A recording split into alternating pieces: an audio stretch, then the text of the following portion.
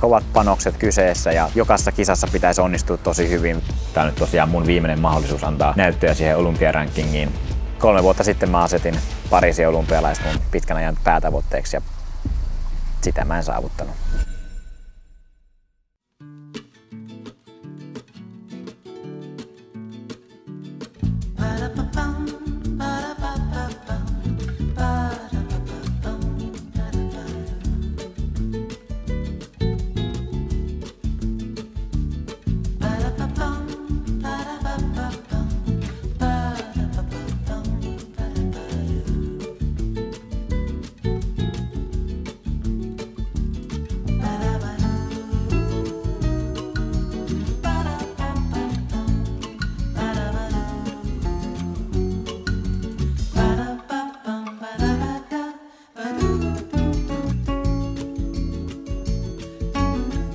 Tervetuloa vlogiin ja tervetuloa Vaasaan. Täällä on nyt Kalevan kisaviikonloppu alkamaisilla, eli yleisurheilu SM-kisat. Ja tuossa justiinsa laskinkin, että nämä on mulla nyt 14 Kalevan kisat. Ja tarkoituksena juosta 1500 ja 800 metriä. Ja tänään on perjantai-päivä ja illan viimeisenä lajina on 1500 metriä sitten. Että on tästä lähdössä just aamuverkalle.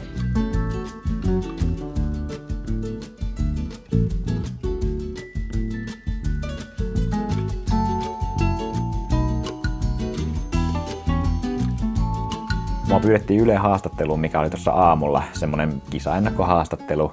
Ja annoin siis haastattelun, mutta kieltämättä mä tällä kertaa vähän mietin, että pitäisikö jopa jättää antamatta haastattelu, koska mä vähän jo niinku tiesin, että mitä sieltä tullaan kysymään. Ja mä tiesin myös, että ne on semmosia kysymyksiä, mihin mä en oikeastaan haluaisi tässä kohti vastata. Halutaan pitää semmoista pientä mysteeriä siinä yllä, että ei niinku kaikki ihan tiedä, että minkälainen kisa tästä on tulossa. Vaikka se nyt ei kenellekään varmaan hirveän yllätyksenä tule, että jonkinlaista vauhtia tuossa pidettäisiin, koska tää on nyt tosiaan mun viimeinen mahdollisuus antaa näyttöjä siihen olympiarankingiin. Mutta tää vlogi kun tulee vasta tälleen kisan jälkeen, niin voin tässä vähän enemmän sitten avata sitä, että sovittiin tosiaan Mussen kanssa silleen vuoroveto, että mä vedän ensimmäisen kierroksen, Musse vetää toisen kierroksen ja sitten mä jatkan siitä sitten yksin loppuun. Mahtavaa, että Musselle kuitenkin kävi toi, että se suostui tulemaan silleen, että saisi vähän edes apuja siihen tosiaan tuohon kisaan sitten. Itteni tosiaan kyllä meinaa jännittää toi tilanne aika paljon, mutta ei se ole ensimmäistä kertaa, kun ollaan tiukassa paikassa.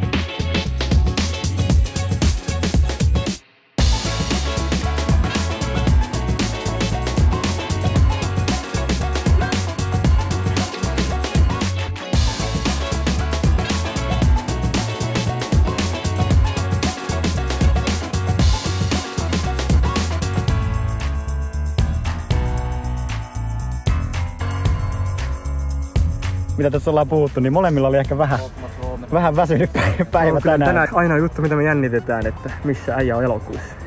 Niin, nyt se on kaikki tehty sen eteen. Niinku... Kiitoksia tästä, että saatiin hyvä show vedettyä. Joo, ja laittakaa alas kommenttia, että mikä on ensi vuoden voittoaika. Joo, en tiedä tosiaan, oliko se nyt toi kuuma keli sitten, mikä ehkä vei miestä sen ihan parhaan terän sitten pois, mikä oli sitten Mussallakin vähän sama, että alkuverkassakin jo vähän silleen tunsi, että tavallaan juoksu tuntuu ihan hyvältä, mutta ei niinku säilynyt ihan semmoinen freesi olo siinä alkuverkassa. Varmasti toi kuumuus ei olisi ollut niin paha, jos olisi vaikka koko tää viikko ollut hellettä, niin sitten se olisi pikkusen ehtinyt jo tottua, mutta nyt se oli oikeastaan, että tää oli niinku ensimmäinen tommonen kunnon hellepäivä, niin se varmasti sitten osaltaan sitten vaikutti tuohon ja jälkiolo on myös ollut vähän semmoinen, että on ollut mies vähän rikki tässä, että kisasta joka tapauksessa suoriuduttiin hyvällä arvosanalla, vaikka ei nyt ihan täysiä pisteitä tosta ei anneta, kun se tosiaan olisi vähän ollut ehkä toiveissa, että olisi pystynyt juoksemaan niin kuin sekunnin, jopa 2 kovempaan. Toi oli kuitenkin selkeästi parantaa vielä niitä mun ranking-pisteitä sitten.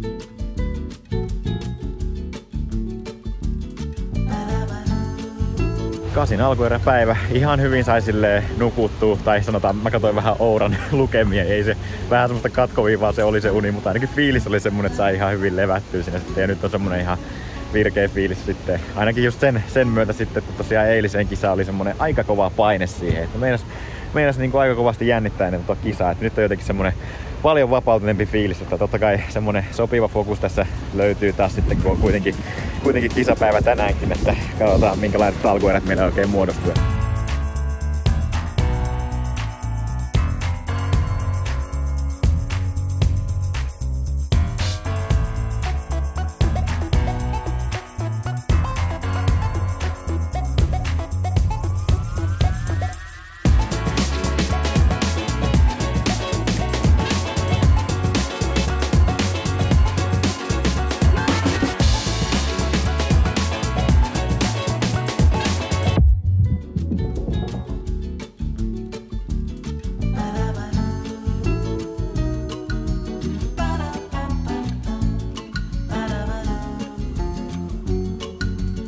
Ei ongelmia tuossa alkueräjuoksussa, mutta ei ollut pokkaa tehdä kuitenkaan silleen niin kuin viime vuonna alkuerissä. Viime vuonna mä tein silleen, että mä jättäydyin sinne ihan ryhmän perälle ja sitten vasta viimeisen 300 metrin aikana nostin itteni semmoisella isolla rytminmuutoksella sinne jatkoon menevien paikoille. Tänä vuonna mä en viitin tehdä sitä, kun oli niin kova tuuli tuolla kentällä, että mä mietin silleen, että jos takasuoralle osuu se tuuli tosi pahasti, niin sitten jos mä joudun sen koko takasuoran niin kuin vetämään tosi kovaa sitten kun lähden nostamaan itteni sieltä perältä, niin sitten siinä kyllä niin kuin aika paljon joutuu käyttämään kyllä voimia siihen, että tänä vuonna halusin sitten ottaa itteni lähemmäs sitä saman tien niille niinku pelipaikoille sitten. Ja sitten se olisi finaalipäivä, että koitetaan tänään vielä hoitaa homma kotiin.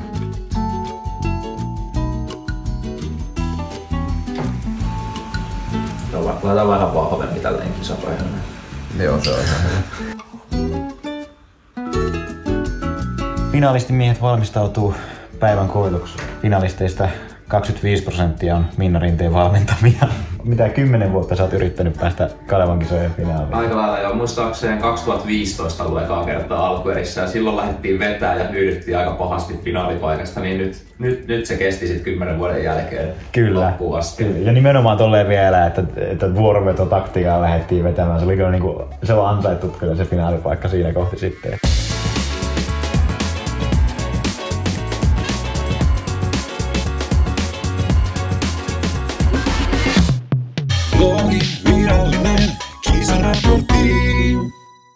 No niin, ja tässä ihan ensimmäisenä yritin keksiä jonkun edes vähän hauskan rataesittelyn, mutta no, onneksi näiden perusteella ei jätä mitaleita.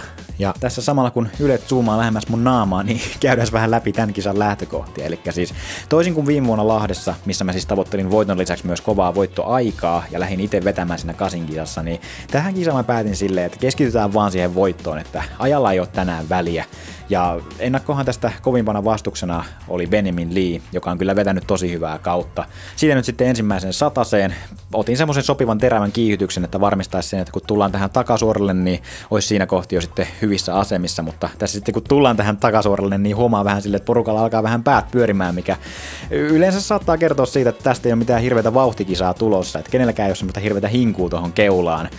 Benjamin siitä lopulta kuitenkin ottaa sen keulapaikan ja itse siinä sitten otan paikan siitä saman tien perästä sitten. Ehkä huomioimisen arvosta tässä on se, että mä en juokse ihan niinku sisäreunusta pitkin, vaan pikkusen sitä irti ja mulle tulee pikkusen lisämetrejä siitä. Mutta minkä takia mä teen sen on se, että tämmöisessä niinku hidasvauhtisemmassa kisassa on tosi tärkeää välttää se, että jäisi missään kohti pussiin. Ja varsinkin tässä näkyy tässä kuvassa, että mä pidän koko ajan linjaa vähän niinku auki. Et jos joku tulisi takaa, yrittäisi tulla ohi, niin mä pystyn vastaamaan siihen tosi hyvin ilman, että mulla on vaaraa jäädä pussiin missään kohdalla. Mikä on tosiaan tärkeää tämmöisessä kyttäyskisassa. Ja kyttäyskisa siitä tulikin, että ensimmäinen kierros just alle 58, että ei kyllä mitään hurkestelua ollenkaan. Ja tässä kaarteen aikana mä ajattelin silleen, että ennen kuin takasuora alkaa, niin mä rupean tekemään omaa rytminmuutostani. Ja tosta kun mä lähden, niin kiertämättä vähän ehkä odotin silleen, että Benjamin napakammin reagoisi siihen mun rytminmuutokseen. Et Benjamin vähän niin kuin päästi mut ohi ja selkeästi oli taktiikka se, että ladataan kaikki siihen viimeiselle sataselle, mikä varmasti oli kyllä hyvä taktiikka silleen, koska mä joudun niin kuin nyt käyttämään yhden rytminmuutokseni tuohon kärkeen menemiseen ja Benjamin niin kuin säästi sen sitten. Tästä kun mä katoin, niin Leonard ehkä vähän tässä kohti kaarteessa rupeaa sen verran ahistaa Benjaminia, että Benjamin on vähän niin kuin pakko aloittaa se kirinsä pikkusen luultavasti aiemmin kuin mitä oli suunnitellut. Ja heti kun mä sitten tunsin sen, että Benjamin on tulossa tuossa kaarteessa jo, niin sitten painan itsekin kaasun pohjaa ja sitten sitä tullaan mitä koneesta sitten lähtee. Että onneksi saa nyt pidettyä sitten Benjaminin takana ainakin vielä tänä vuonna sitten, että sieltä tuli nyt sitten 5. perättäinen tuplamestaruus. Että onnistunut kisa.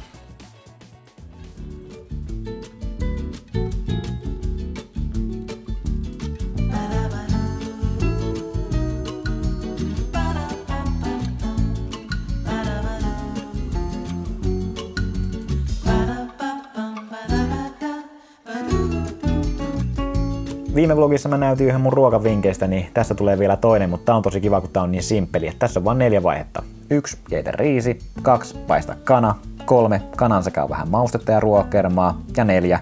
Tee Kalevan kisojen tulosraja, osallistu vuonna 2024 Vaasan Kalevan kisoihin ja kilpaile itsesi 3 parhaan joukkoon, jonka myötä pääset palkintojen jakoon, jossa mitalistalle annetaan lisäpalkinnoksi närpiön vihanneksia. Tuo vihannekset kotiin, paloittele kurkkuja ja minitomaatteja ja laita niitä reilusti muun ruoan sekaan. Ja sitten se onkin jo valmista, että ei muuta kuin syömään.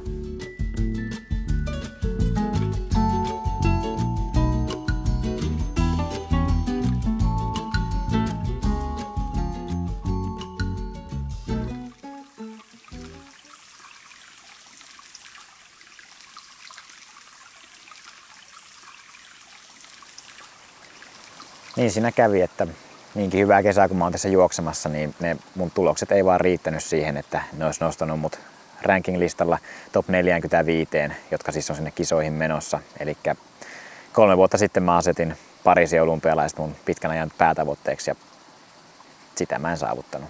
Mutta toi on toisaalta semmonen juttu, että siinä ei hirveästi jää mitään jossiteltavaa, että mä pistin kaiken peliin, tein kaiken mitä ton tavoitteen eteen oli tehtävissä.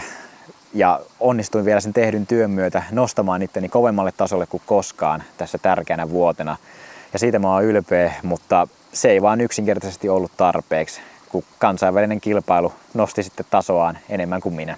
Tässä on nyt varsinkin nämä viime viikot ollut silleen henkisesti aika raskaita, kun on ollut tosiaan kovat panokset kyseessä ja tiennyt silleen, että jokaisessa kisassa pitäisi onnistua tosi hyvin. Viime vlogi alkoi sillä, että oli 3 kisaa jäljellä, joilla pystyi vielä olympiarankingiin vaikuttamaan. Ja mä oikeasti pystyin suoriutumaan silleen, että kaikki ne 3 kisaa oli semmoisia, jotka paransi sitä mun olympiarankingia aika hyvin. Et mä oon iloinen siitä, miten hyvin pystyin suoriutumaan niin kuin paineen alla myös. Jos nyt jotain, niin voihan siinä totta kai miettiä silleen, että vaikuttiko toi kevään jalkavamma silleen, että ilman sitä olisi pystynyt olemaan just sen tarvittavan napsun verran kovempi noissa kisoissa, mutta mä en tiedä oikein, mä ehkä sen piikkin kuitenkaan laittaisi silleen. Se oli niin nopeasti lopulta hoidettu se vaiva pois, että ehkä ainoa mikä sinne niin kuin olisi se, että miksi se vaikuttaisi, on se, kun se tuli niin tavallaan vaikeeseen ajankohtaan, että just siinä kilpailukauden kynnyksellä, mutta tosiaan tuntuu, että siitä lopulta selvisi niin vähällä, että en usko, että se tässä oli ratkaisevassa asemassa. Mutta vaikka ei jossiteltavaa jäänyt, niin kyllähän tää totta kai tässä kohti vetää mielen aika matalaksi. Et toisaalta on iloinen siitä, miten hyvään kuntoon on päässyt ja miten hyviä tuloksia on pystynyt tekemään, mutta kyllä siinä niinku kieltämättä sitä fiilistä varjostaa se, että niistä tuloksista ei nyt saanut sitä palkintoa, mitä jahtasi. No mitä se olympialaisiin pääseminen sitten olisi vaatinut, niin Paavo Nurmi Gamesissa 6. sija, Kalevan kisoissa 1,5 sekkaa kovempi voittoaika, kuortaneella voitto. Et ton kokoisia pieniä parannuksia, mitä olisi voinut tulla ja mitkä olisi ollut niinku saavutettavissa, mutta se olisi vaan pitänyt tulla silleen jokaisessa niissä mun top 5 juoksuissa, että sit se olisi riittänyt.